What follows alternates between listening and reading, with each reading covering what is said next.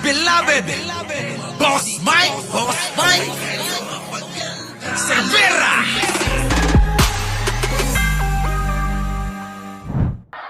Ay, buti pa ako tuloy madapa. Ito talaga si Sara Duterte. Nakakaloka si Sara Duterte, no? Galit na galit siya na ang kilo ng bigas ngayon ay naging 20 per kilo.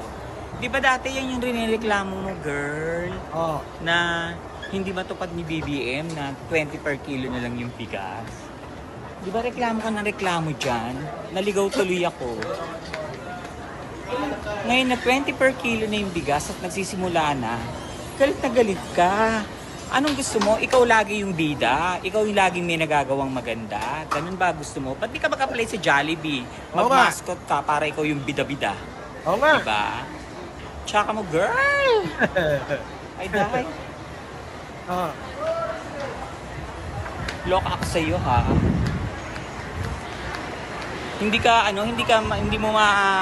mo bet na maging masaya ang mga Pilipino dahil nagmura na ang bigas. Oo. Ayaw mo? Ayaw niya, mami, ayaw niya, meme. Oh, ayaw niya. Bakit? Bakit? Teka lang, baka madapa ako. Palibasa, hindi mo kasi nagawa. Yan ang nagawa na ng presidente. Kaya, imbier na ka. Oh. Eh di, magtrabaho ka. Oh, nga. Eh ikaw, anong ginawa mo? Oh. Wala. Nagnakaw ka lang ng confidential fund. Ala ka! Nagnakaw talaga! Hanggang ngayon, di siya pa rin pinapaliwanag kung saan napunta confidential fund niya, mga kababayan. Abay, ngayon ko lang napansin, mga kababayan, ha? Magbe-20 mil na tayo? Oo, baka naman. Sang-like naman dyan, mga kababayan. Ano? Oo, sang-like lang. Check. Diba, pinagmumura mo lang si speaker, si FL, saka si BBM. Check. Halos isang buwan kang nasa The Hague. Check. Pagbalik mo, ang sabi mo, no to Marcos na, pero in-endorse mo si Amy. Check. Diba? Hi, kuya. Tapos ano pa? Pagbalik mo, ay, ano po? Humingi si mami ng pambili ng tinapay. Bigyan mo, Mi. Bigyan mo yan. Oh. Okay lang po, ma'am. Ingatan niyo yung katawan niyo, ha? Thank you po. Thank you po. Tapos ano pa? Nanira ka. Pag uwi mo ngayon, naninira ka. Oo nga. Eme-eme ka na kesyo yung tingog, ilan yung seats na meron sila. Oh. Napansin mo ba na yung pamangkin mo na anak ni Pulong, nakapwesto na, check. Ilan ang branches niya ng 7-Eleven? 100 plus, check. Oh. Sino pa nakaupo sa inyo? Pulong. Pamangkin anak ni Pulong, Baste, ikaw, tatay mo. Kulang na lang hindi umupo sa inyo. Yung nanay mo, si Hanilet. Eh kayo din naman, ang dami niyong posisyon eh. Dami niyong ninakaw, check. Alam nyo, mga kababayan, yung salita ni Meme Pebbles niyan, abangan ninyo. Marami hong pasabog si Meme Pebbles. Mga kababayan, Oh, marami hong pasabog. Kausap ko siya kanina, mga kababayan. Oo, sabi sa akin, naku, ang dami ko na talaga, sasabihin ko na lahat. Bukas po, mga kababayan, ng umaga, pangako po, i-interviewin ko. At syempre, mga kababayan, alam nyo naman, ano po, dito yan mauna, ibubulgar sa channel natin. So, bukas po ng umaga, sa alas 8:30 ng umaga po, abay, i-interviewin ko po si Meme Pebbles. Kasi may mga, naku, grabe, napakaraming ibubulgar na alam na, naku, inuna lang si Rocky eh. Susunod niyan, si Sara na. Ang dami mga kababayan Abangan nyo po yan bukas. Okay, tuloy. Wala sa buhay mo. At nga pala mga kababayan, scramble, yung mga hindi makakapanood ng umaga, i-replay na lang ng gabi yan. Ano po, mga kababayan, abangan nyo. Abangan nyo. Naku, hindi lang kahindik-hindik. Naku, grabe. Magugulat kayo. Yung bang never pang natalakay sa mainstream social media, ay ako'y nagulat kahit na ako Siya nga nagpabangon sa akin Eh, sabi ko, hindi ako magla-live. Masama pakiramdam ko.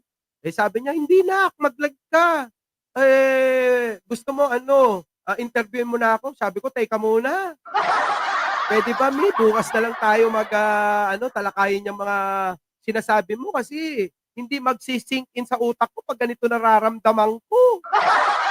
Oh, partida mga kababayan, sabi ko nga kanina masama papakiramdam ko. Halata nyo naman sa boses ko. Oh, paano na mga kababayan? Kung maayos ako, di lalo na naging hyper tong utak ko.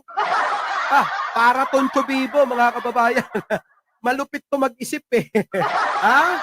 Eto na. Pasok. Sour grapes. Chirurut sa dami-daming mga ari-arian eh. Yan! Naku, mai-expose na yung mga ari-arian. Oo. Aya. Oo, live na live ko. Ito na. Nagpapanggap kayo mahihirap. Check! Check. Init. Masusunog yung flawless kong kutis. Siya. Chirurut sa Sara Ulo Makasarli. Check. Hi. Babush. Babush. Ngayon, mga kababayan, puntan natin to. Ito pa, mga kababayan, Sara Duterte, ganito ngampanya si Sara Duterte, naghahamon pa ng away. Sabi ni Arnold Lopez, 236K na tao. Thank you po mga kababayan. Alam nyo, kahit hindi po ako regular na nagla-live, abay, kita nyo naman, Oo, thank you po sa inyong tangkilik, suporta. Bawat subscriber po, ayan po ay suporta. Mga kababayan? Kaya maraming salamat po dyan. Dahil po dyan mamaya, may papakita po ako sa inyo. Mga kababayan? Ito na. Sara Duterte, naghamon ng away sa rally. Pasok! Na ang congressman ninyo dito. Kita nyo, mga kababayan, yung kanyang mga banat, mga kababayan, abay, puro hinanakit, galit. Oo. Hindi ganito ang tamang mga kababayan eh. Tamang pangangampanya. Kayo po ba, mga kababayan? Mike Cervera, umanta ka na pag-uwi ko sa Pilipinas, ipapakulong kita. Ina. Sige, pakulong niyo ako. Tuloy, eto na. Sa distrito.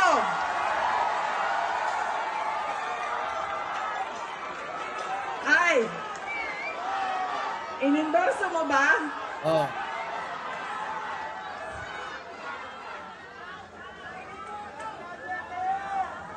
Yan. An example. Ang sample. Ayan si Mocha, si Isko. Inang ko mga ito talaga mananalo ba yan si Mocha? Epal ng epal, putik na yan. Parang silang dalawa magka-level lang ng utak pansinin nyo si Mocha at si Sara. Level lang ng utak eh. Ang pangangampanya ni Mocha. Cookie kong si Mocha. Cookie ni Mocha masarap, dila-dilaan. Yan mga kababayan. Ang sasagwa ng kanilang pangangampanya. Tuloy. Nang automatic yung boto natin, sikat, endorse ng sikat, galing sa pamilya ng mga politiko Duterte, yan, boto natin yan. Ganyan ang ugali nating mga Pilipino. Oy, ikaw lang yan. Huwag mo kaming idamay, tanga. Alam nyo, yung congressman nyo, si Joel Chua ba yun? Yan. Si Joel Chua, mga kababayan, binabanatan. Hahamunin ng away yan.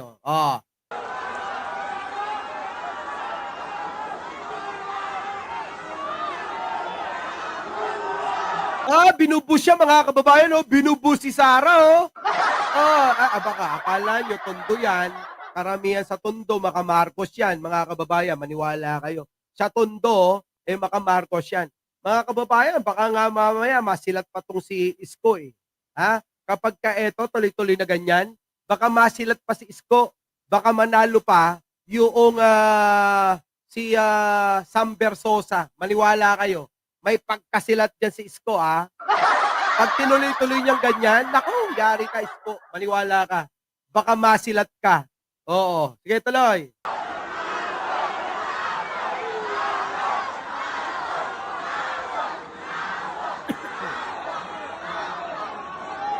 Sabi nung isang kaibigan ko na tiga Cebu, na kaibigan din niya. Sabi niya, pare, bakit mo naman ginaganyan si Sarah? Wala naman niyang ginawa sa iyo. Ayan, nagkwento na. Alam nyo, ang hilig niya magkwento ng mga, ano yun? Yung kwento ng mga nangyari na hindi naman na related sa kampanya. Tapos biglang magpapaawa siya. Tapos sasabihin niya, biglang iboto nyo yung kalaban niya. Kaya ganyan. Diba? Mga kababayan, kikwentuhan niya ng mga nangyari ng mga matagal na.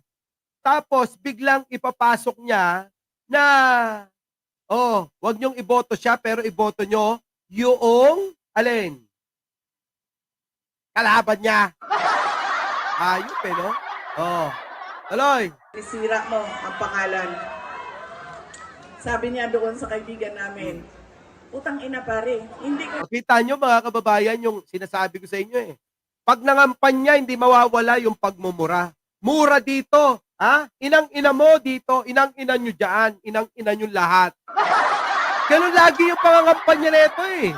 Hindi man lang sabi ko nga eh, Sarah, pwede bang mangampanya ka naman nang may kasamang plataforma para maunawaan naming mga may laman ng ulo kung ano ba talaga ang pakay nyo sa pagsisilbi sa bayan na to.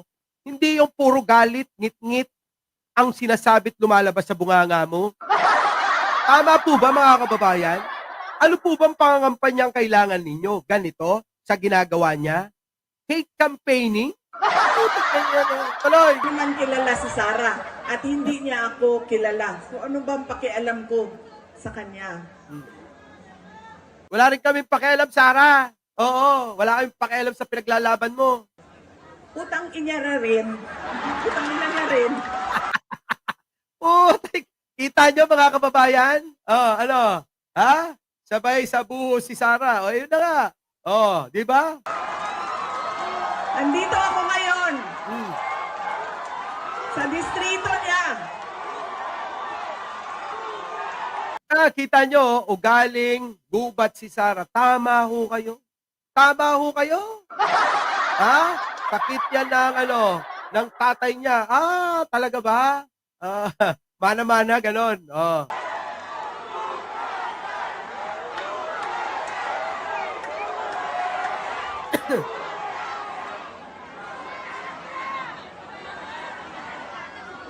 Wala, yung mga tao sa likod, hindi natutuwa sa'yo, Sarah. Nagpapakilala ako sa inyong lahat.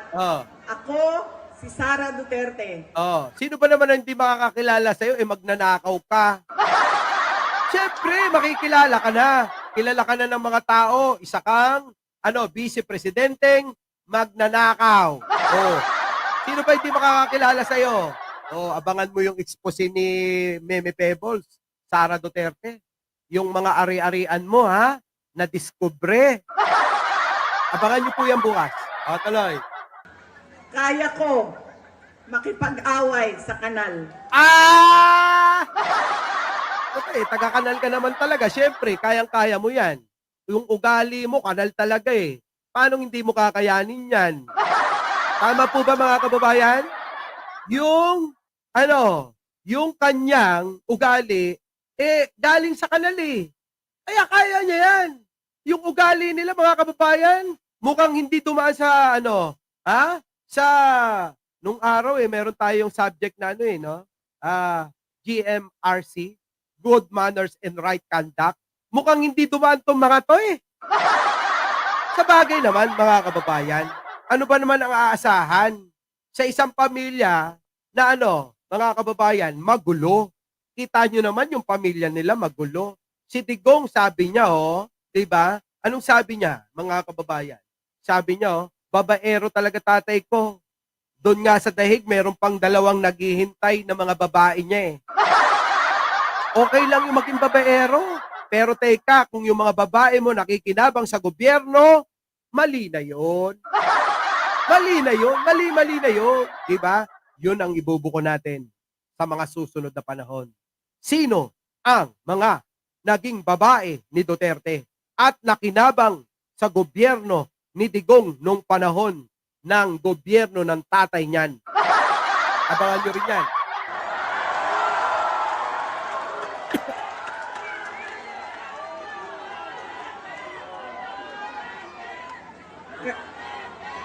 Kami, kung saan kami galing, doon sa Mindanao. Sanay kami sa wala.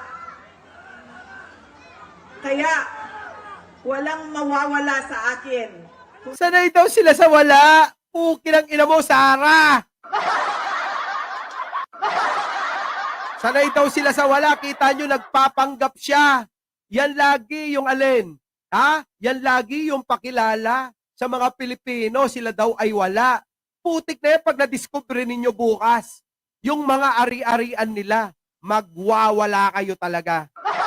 Sigurado yan mga kababayan. Pag na-discover nyo yung mga ari-arian na ibubulgar ni Meme Pebbles, nako po! Magwawala kayo. So mga kababayan, opo ha, inabot na tayo ng mahabang oras. Maraming salamat po sa kulang-kulang 10,000 nanood.